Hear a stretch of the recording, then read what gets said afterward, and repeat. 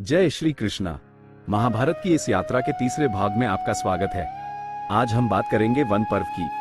सब कुछ हारने के बाद पांडवों को 12 वर्षों का वनवास झेलना पड़ा। महलों में रहने वाले राजकुमार अब जंगलों में थे। यह उनके जीवन का सबसे कठिन फेज था। लेकिन इस संकट के समय में पांडवों ने हार मानकर बैठने के बजाय अपनी स्ट्रैटेजी और भविष्य की तैयारी पर फोकस किया। विशेष रूप से अर्जुन ने इस समय का उपयोग अपनी प्रोफेशनल अपग्रेडिंग के लिए किया। उन्होंने कठिन तपस्या की और भगवान शिव से पाशुपत अस्त्र जैसे दिव्य अस्त्र प्राप्त किए। उन्होंने समझ लिया था कि आने वाले समय में युद्ध अनिवार्य है और उसे जीतने के लिए पुरानी स्किल्स काफी नहीं होंगी।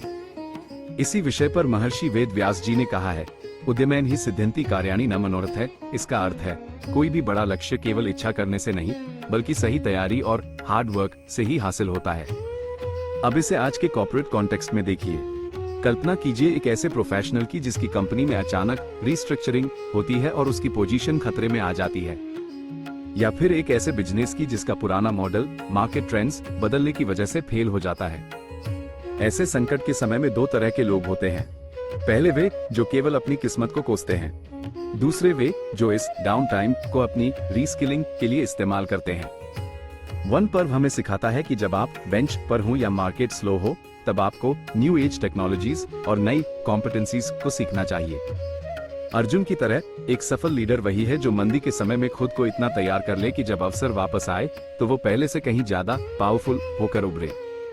कॉर्पोरेट जगत में कंटिन्यूअस लर्निंग ही आपकी असली सुरक्षा है। पांडवों के लिए वो वनवास केवल एक सजा नहीं थी, बल्कि उनकी कैपेसिटी बिल्डिंग का सबसे बड़ा मौका था। याद रखिए, जब आपके पास काम का दबाव कम हो तो अपनी स्पेशलाइजेशन को और निखारिए। संकट को अपनी शक्ति बनाइए और खुद को इतना काबिल बनाइए कि भविष्य की कोई भी चुनौती आपके सामने छोटी पड़ जाए। अपनी स्किल्स पर भरोसा रखिए और लगातार आगे बढ़ते रहिए।